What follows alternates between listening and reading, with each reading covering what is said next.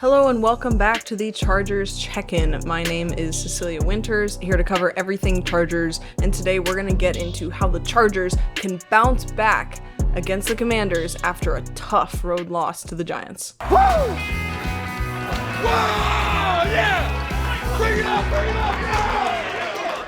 So just a quick overview, the Chargers are favored by 2.5 points, which I'm not going to lie, that surprises me a little bit with all the Chargers injury problems right now. It's worth noting, Jayden Daniels is expected to be back, so no more of the backup quarterback experience for the Commanders, although they have held up pretty well. Both teams are looking to bounce back from losses, so both teams are going to be coming out with a lot of energy, a lot of fight.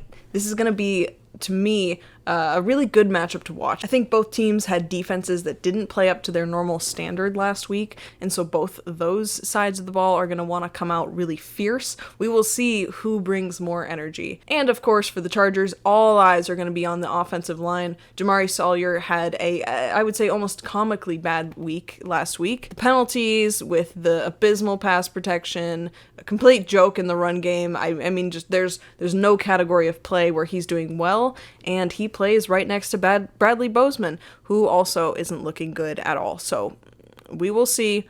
But this week, what we have to look forward to is two solid teams with good coaches and good quarterbacks. This is going to be some good football. Now, onto the keys to winning for the Chargers. I think the number one key to winning is to contain Jayden Daniels' legs. I know he's coming off of an injury, but he's going to come out ready to be explosive, especially against a Chargers defense that struggled containing Jackson Dart, that struggled containing, Mahomes and Bo Nix. I just think the Chargers absolutely have to have an answer for Jayden Daniels' legs, and in a way that they didn't against Jackson Dart. And Jayden Daniels is obviously significantly better than Jackson Dart. That could look like a lot of things. The Chargers defense don't like to deviate from their sort of too high shell scheme that they have going.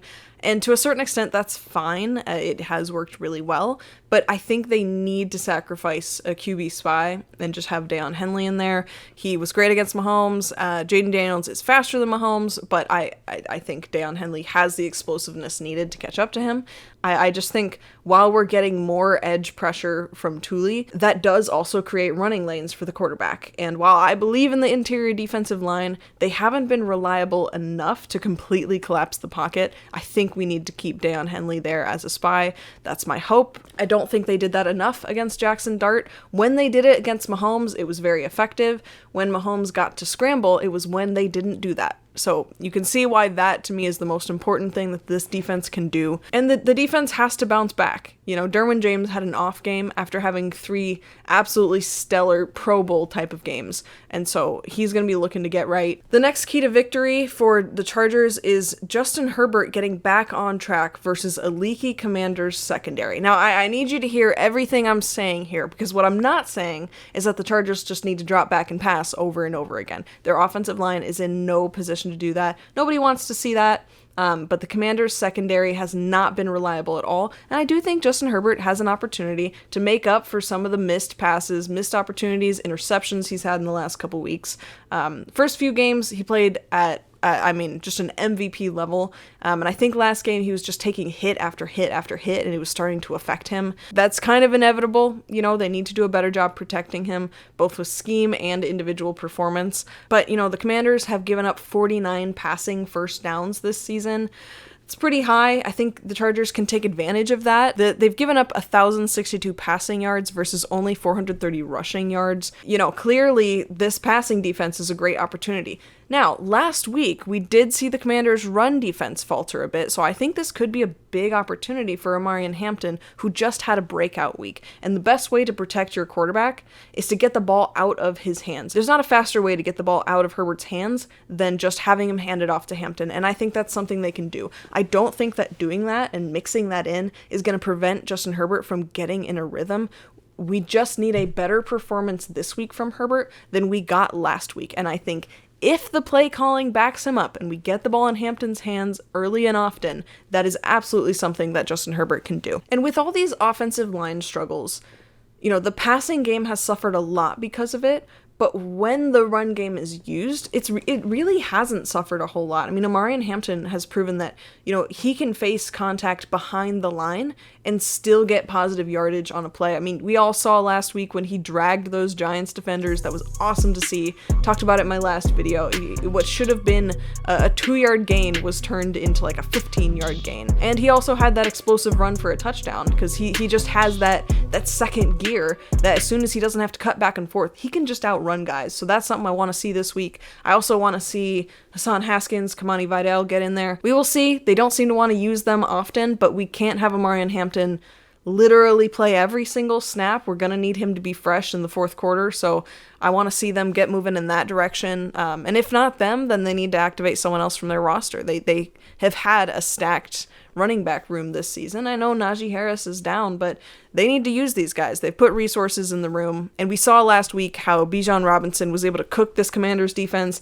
Omarion Hampton can do the same thing. I really think he can, and for the Chargers to win, I think that he needs to. And lastly, the final win condition for the Chargers against the Commanders is they need to win the field position game. This is going to come down to their special teams unit. You know, recently their special teams unit has struggled. They've had Tarheeb Still back there to receive, and I don't know. It's not that I don't think he's capable of it. It's that he's a starting cornerback. And if we're going to put a starting player out there, we may as well put Ladd McConkey. You know, obviously Darius Davis is hurt. We don't know how long he'll be out for. But while he is out, there has to be a better plan than throwing Tarheeb Still out there, who doesn't have the awareness needed to perform that role well. He ran the ball back when he should have just done a fair catch. He was running east and west when he needed to be running north-south because of time management. Again, these are things that are on Ryan Ficken and how he's preparing him, but are also on just picking the right returner who already knows these things. And I think we can trust Ladd McConkey's awareness. I think, you know,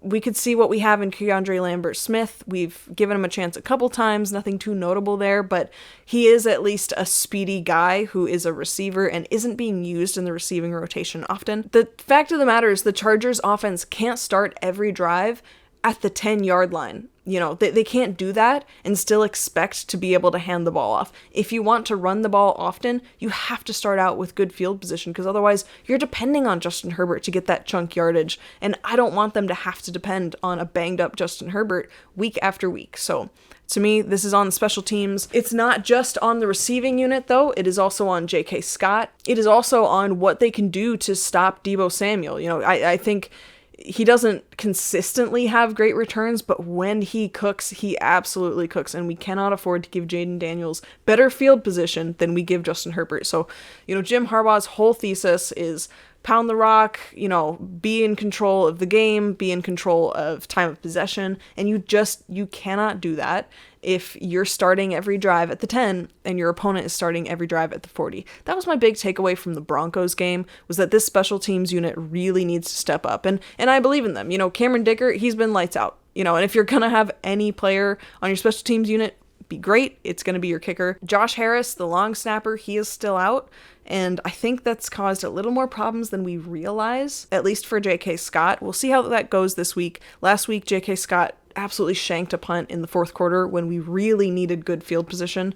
So this is something to keep an eye on, but I believe in Ryan Ficken. He has a good track record. I think he's one of the best special teams coaches in the league. So we'll see how he comes back after that tough loss. So in summary, the Chargers need to, on defense, contain Jaden Daniels. Don't let him run all over them. They need to get Justin Herbert back on track by getting Omarion Hampton going early so that Justin Herbert can get all the protection he needs to get going against this secondary, and they need to win the field position game, which starts with their special teams unit. Now, as to how the Commanders could beat the Chargers, I think the keys to winning for the Commanders are the secondary cannot afford to give up explosive passes to Quentin Johnston. I kind of can't believe I'm saying that. Like, if you told me going into this season, hey, other teams' defense's biggest concern, it's not going to be Ladd McConkey, it's not going to be Keenan Allen, it's not going to be Justin Herbert's legs, it's going to be Quentin Johnston. I don't know if I would have believed you, but here's where we are. The fact of the matter is the Commanders need to treat Quentin Johnston like he is the Chargers wide receiver 1. Because he is. So they're going to have to deal with that, and he's been great down the field. He's averaging 15 yards a catch and a touchdown per game, and I mean, he's on track to get twice as many touchdowns as he did last year. They can't afford to not put a lid on him. He's been really good in one-on-one coverage, and he hasn't had a bad game yet, and they need him to have a bad game this week. Otherwise, I don't know, the Chargers could struggle a lot and they still might be able to put something together just because they have a really good defense and they have a really good wide receiver in Quentin Johnston. By shutting down Quentin Johnston, you do force Ladd McConkey to get more involved, which, that could go one of two ways. Ladd McConkey has not had a great season to start out, but in the first few games, he was kind of the guy that defenses were focusing on, which allowed QJ to get open, which allowed Keenan to get open. It allowed Oronde Gadsden to get involved. Who knows? He's had some drops. He just hasn't been able to do a whole lot, but we saw what he could be last year. So, there is a world in which Ladd steps up and he's able to take that. Even at his best, Ladd McConkey usually isn't the deep ball threat that Quentin Johnston is, so the Commanders, in order to win this game, absolutely need to put a lid on what Quentin Johnston and Justin Herbert can do. The second thing the Commanders need to do to win this game, again on the defensive side, is they need to get to Justin Herbert. Justin Herbert is down to 2 starting offensive linemen, and the 2 starting offensive linemen, Bradley Bozeman and Zion Johnson, are the weaknesses of the offensive line. Now, there's a chance Mekhi Becton plays. I hope that's what happens. Mekhi Becton is out of concussion. We will check the injury report this week, which hasn't come out yet at the time of recording. They absolutely need to get to Justin Herbert and force the Chargers to only run and not be able to use both sides of their game. The Chargers depend a lot on the play action, which can't really happen without a good run game. It can for a few games. I mean, there's some good statistics about how play actions are effective, even if the run game isn't great.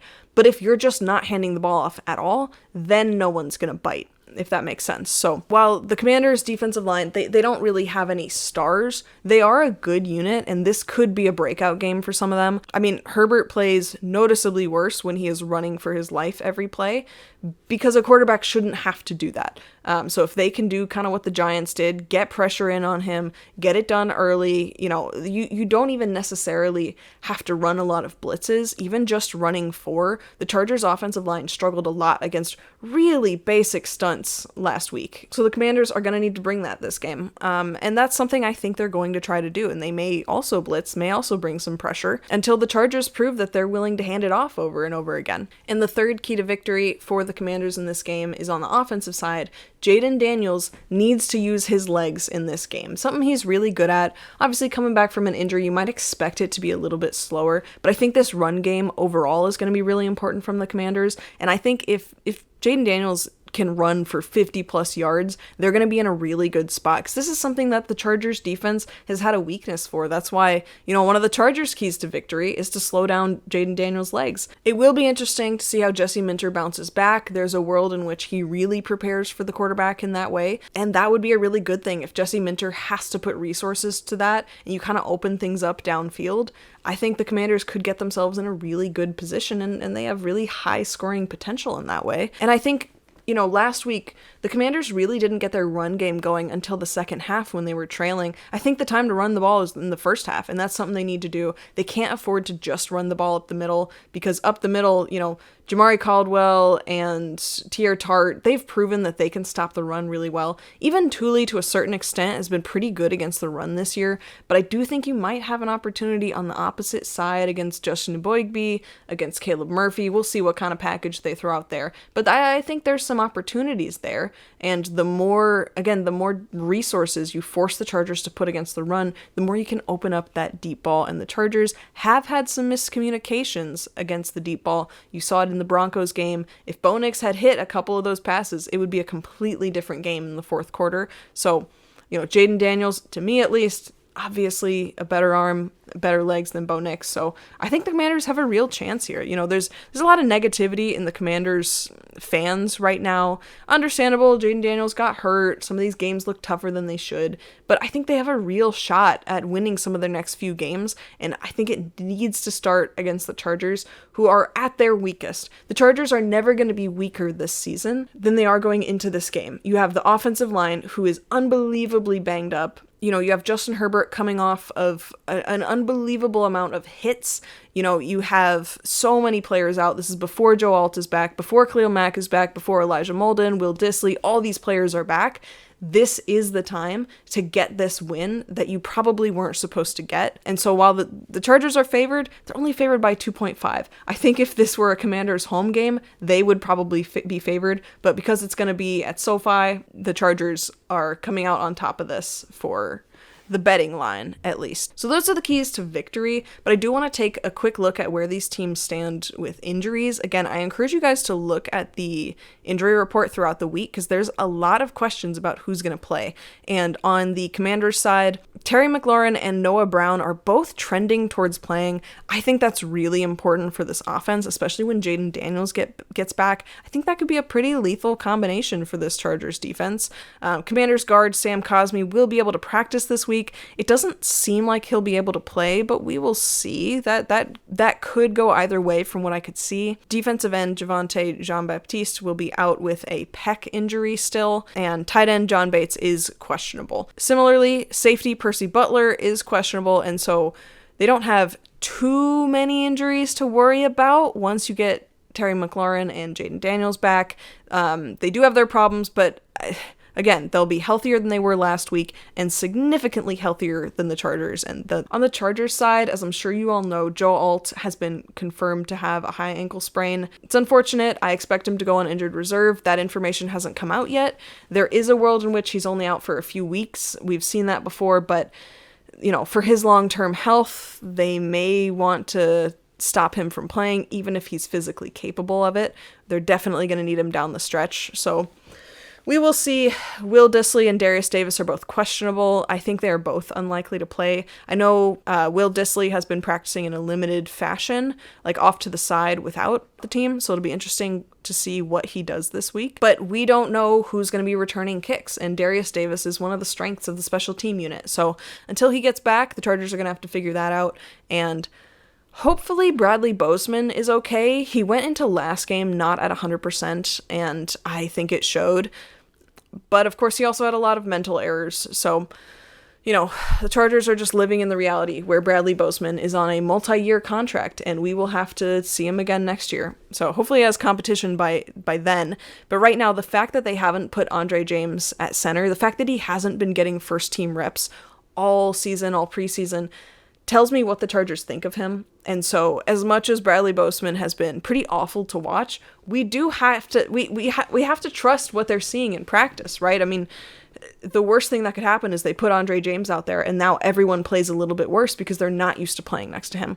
So the Chargers offensive line are in a really terrible position, but if Mekhi Becton comes back, that can at least stabilize the run game on the right side a little bit, which is something we should be looking for. Keep an eye on the injury report as we get closer, but this game, while I think it is going to be rough, I think it's going to be a fight, I do think that the Chargers ultimately are going to win. All right, that's going to do it for me. Thank you so much for watching. Feel free to like and subscribe if you want to see more of this. My name is Cecilia, and this has been the Chargers Check-In.